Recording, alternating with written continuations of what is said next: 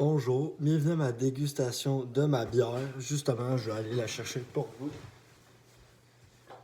C'est une Archibald, comme ici vous pouvez voir. Arrêtez la date de dégustation, c'est aujourd'hui, donc 2020-10-12.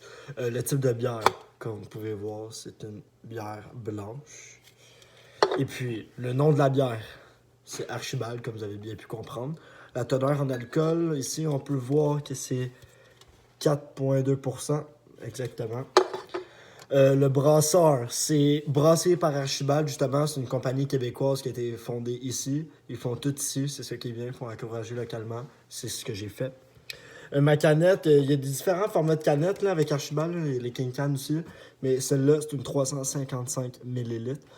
C'est vraiment une bonne consommation là, pour une personne. Bon, embarquons dans l'observation visuelle. La teinte. Ici, j'avais mon verre, là, justement. Là. La teinte, j'avais dit jaune pâle, doré, avec la lumière, là, c'est sûr que ça donne pas un bon effet, là, ça change la couleur un peu, mais vraiment pas jaune, pas orange, vraiment jaune pâle, doré.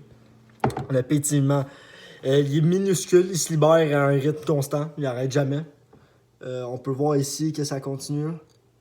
Je sais pas si vous pouvez voir. Pas grave. Anyway, c'est minuscule et ça se libère toujours à un rythme constant. La mousse est épaisse et collée aux parois. C'est sûr que là, ça fait un peu plus longtemps. Là. Je l'ai versé, là. J'ai fait mes tests tantôt. Mais tantôt, elle était vraiment épaisse. Mais comme vous pouvez voir, elle reste toujours collée aux parois. C'est ce qui prouve que c'est une bonne bière, d'après les notes de code que j'avais lues. Et puis, bon. La luminosité est opaque. Comme vous pouvez voir, on peut pas voir à travers. C'est vraiment impossible. On a l'impression qu'on peut voir, mais vraiment, c'est opaque. Là. C'est fait comme ça. Et un commentaire, je suis peut-être pas un plus grand connaisseur de bière, mais il y a toujours une fine couche de mousse. Il y a toujours une fine couche de mousse par-dessus. Là. Quand je la bouge, ça paraît pas, là, mais il y a vraiment toujours une fine couche qui reste constamment par-dessus. C'était mon commentaire sur les observations. Et puis, observation olfactive. L'intensité des odeurs moyenne. On sent les odeurs, mais c'est pas faible. C'est pas trop fort, c'est juste parfait. La nature des odeurs, j'aurais dit florale. Parce que. Exactement, floral, c'est un peu. C'est pas acide, c'est ni salé, c'est floral, dans le fond, là. C'est un peu entre les deux. Là. Puis là, bon, parfait. L'observation gustative à ce cas-là, maintenant on est rendu là.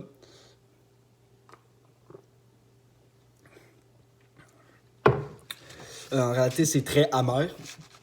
C'est très, très, très amer. Avec, en réalité, c'est des saveurs d'agrumes et de coriandre. Là. Les coriandres, c'est une plante en réalité. De là aussi que l'odeur, c'est floral. Ça vient de plantes. Là. C'est sûr qu'il y a des agrumes, là, mais c'est surtout la coriandre qui ressort. Puis la rondeur, c'est pas aqueux, c'est pas comme de l'eau. Là. C'est vraiment pas une bière autant légère qu'une seule ou une Corona. Là. Puis c'est ni une houblon solide. Là. C'est vraiment moyennement rond, elle est bonne. Elle est goûteuse. C'est pas une bière que t'en prends 10, là. C'est une bière que, ben, en réalité, on devrait jamais prendre 10 bières. C'est pas une bière qu'on en prend beaucoup, là. C'est vraiment quelques-unes, mais c'est pas une extrêmement forte, donc moyennement rond. L'arrière-goût et le post-goût. Très court pour de vrai. Quand on la boit, là, très court, très très court, mais il y a un léger. Il y a les saveurs, justement, les saveurs restent dans la bouche de façon très discrète, mais longtemps. Comme on peut constamment goûter un peu les bonnes saveurs, c'est ça qui est bon avec cette bière-là aussi. Là. Genre, avec les autres bières comme Budweiser, tout ça, ça fait pas ce genre d'effet-là. Mais c'est vraiment très très très discret, mais le vrai arrière-goût est court. Mais les saveurs, ils restent très très très longtemps, c'est ça qui est bon. Une appréciation globale, j'aurais dit excellent. Pas juste bonne, je la trouvais excellente. C'est une bière que je pourrais prendre à n'importe quel moment. C'est le genre de bière en thé que je pourrais en boire plus qu'une. Là. Vraiment, c'est pas. Tu sais, t'en bois pas énormément, mais tu peux.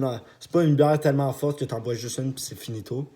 Puis en réalité, son histoire, sa production, tout ça, sa préparation, ça a été dur à trouver parce qu'en réalité, c'est pas si vieux que ça. Son histoire, là, sur Wikipédia, il n'y a pas grand place aussi où trouver.